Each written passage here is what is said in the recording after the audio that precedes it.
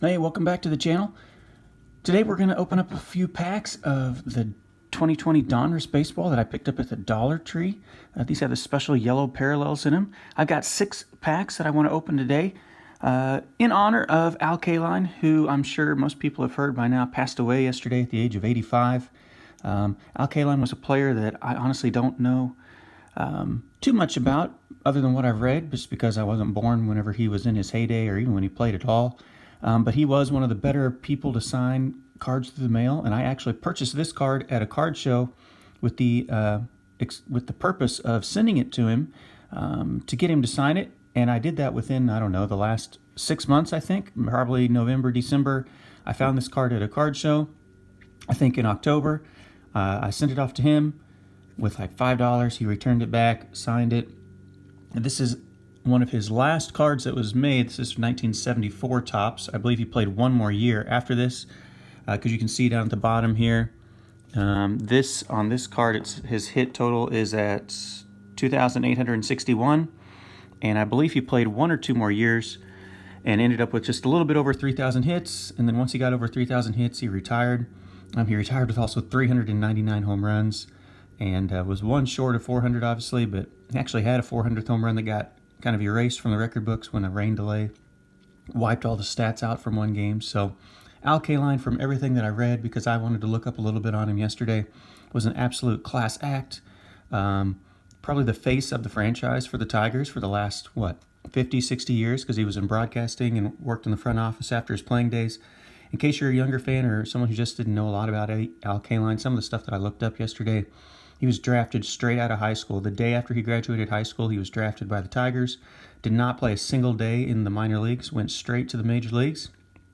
And then by the time he was 20 years old, in his, second full season, he won the batting title and was the youngest player ever to win the batting title as a 20-year-old, which, if you think about now, having a 20-year-old kid come up and win the batting title, man, that tells you got a special player on your hands, right? And that might still even be the record for the youngest player to ever win a batting title. I could be wrong about that, but you can see way back here, in 1953, after he was drafted, he only played 28 games.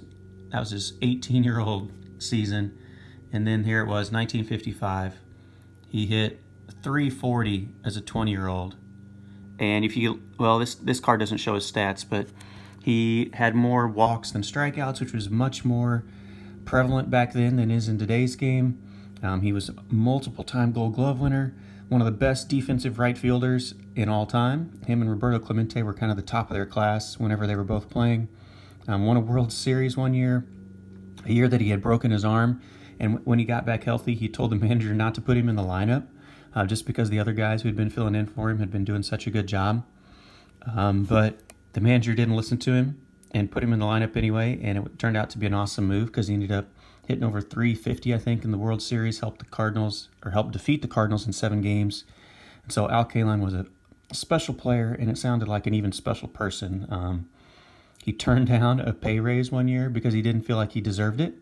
He was scheduled to be like the first Tiger to ever make $100,000 salary in a season, and he didn't think he deserved it. And I don't remember if they ended up actually giving it to him or not. He eventually did become the first player for the Tigers to make $100,000 in a season, which now, man, the minimum salary is like $400,000, $500,000 just for a minimum player. He only made, in salary, a little bit over $1 million in his career, in a career that lasted almost 18, 19, 20 seasons. So a legend of the game, and from all accounts that I could read, an even better person. So Al Kaline, we're going to do this video in honor of him. We'll keep him there on the screen. I've gotten 6 packs off to the side because he wore number 6. His number 6 is retired by the Detroit Tigers. So the 6 packs, we're looking for some of these yellow parallels. These are, once again, the special Dollar Tree Dollar Tree packs. They only have 5 cards per pack, so you're paying 20 cents a card. But some of the yellow parallels have pretty decent value, so we'll go through these. There's our man, Altuve. Bumgarner. Looks weird to see him with different colors. See, there's the yellow parallel. Matt Carpenter. Maybe he'll bring his salsa back this year. We got a nickname, El Mago, for Javi Baez. And then this 1986 design for rookie Domingo Leyba, which I don't know a lot about. And I believe if you look on the back of these, if you have this little logo, it means it's a different, see how the others have the regular Donruss logo?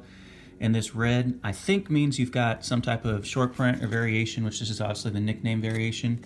So if you do happen to pick these up at your own Dollar Tree, you may want to look for that on the back, because I didn't say anything about that in my first video, because honestly I didn't even know it until I was going through the cards afterwards. I'm like, oh wait, some of these have that different logo on the back, and I think it was like a photo variation or something. There's Yu Darvish, who had a really nice second half last year. Rendon, who's going to be still in red, but now with the Angels. We've got this is still the yellow parallel. See how it's got the yellow in the background? Looks a little weird, but they have Jorge Soler for Kansas City. That one seems a little thicker. I guess it's just the card. Zach Gallen, rated rookie. That's a nice one. Zach Gallen's supposed to be pretty good. And we've got, oh man, look at this, all-time legend, Kirby Puckett. And his name on that card with that design just looks like it should say Donruss 86 instead of Donruss 20. Kirby Puckett, one of the all-time legends. So you can see no short prints on those. Go to pack number 3.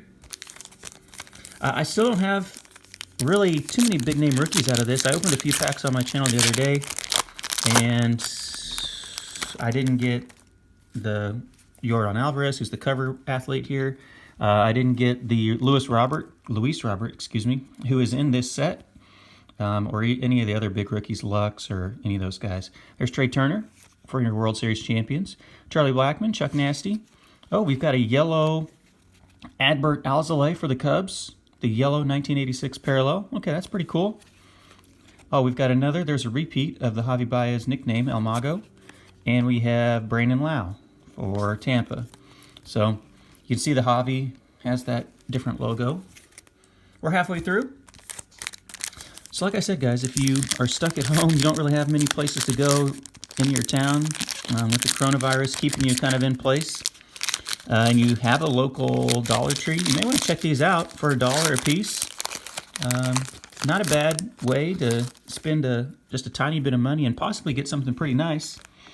There's Jonathan VR. I saw the orange there and I thought it might be Alvarez, but it's not. We've got Brian Reynolds, switch hitter, outfielder. Oh, here we go. I really like the way the yellow just kind of pops off, especially in contrast to that blue there. Wilson Contreras for the Cubs. We've got upside down Mookie Betts. This still says Boston, but obviously we know now he is a member of the Dodgers. And then we have Gary Carter. There's another legend of the game.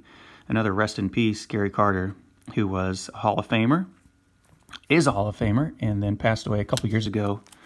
I believe he had brain cancer. So see here, the Mookie Betts also has the different design. So maybe this is like a photo variation or an action variation. I'm not exactly sure. So that looks like we have a Mookie Betts variation card. I don't know if it's short printed or anything, but I know it's got to have something to have that little design on it. I haven't seen the regular this Donruss release in my Walmart yet. That's how kind of behind my Walmart is, and probably a lot of Walmarts are. They're just so kind of stressed with everything else. But this is the only place I've been able to find Donruss in my area. Here's Buster Posey. Willie Calhoun, who's now, I think, fully recovered from getting hit in the face by Julio, or not Julio, the guy from the Dodgers. I can't remember his name right now. I think it is Julio. We got Max Muncy, the yellow parallel. We got some 1986 signs. There's Kirby again, and Dwight Gooden. Man, these cards, these are some throwback names, right? Doc Gooden. Looks like he's playing at Wrigley right there. You can see the ivy in the background. And no short prints in that one. We got one more pack to go. Our 6th pack for number 6 here, Kaline. See if we can get something nice for him to end it off. Maybe a good Detroit Tiger. See what we've got in pack number 6. Okay, we've got Bregman, LSU product. We've got an upside down Luis Castillo throwing that changeup. You can even see the changeup grip right there. His best pitch, one of the best changeups in the game. We've got a Jonathan Hernandez yellow parallel for Texas. I don't know a lot about Jonathan, but that's a nice yellow rookie parallel. We got Tatis. There's maybe my favorite one so far, the Diamond King or Fernando Tatis Jr.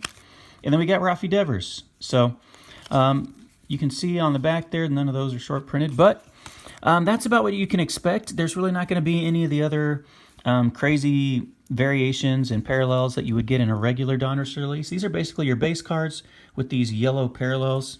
And you can see we got one in every pack, so you're guaranteed to get one in every pack. So there you have it, guys. Thanks so much for watching, and once again, my most sincere thoughts with the Kaline family.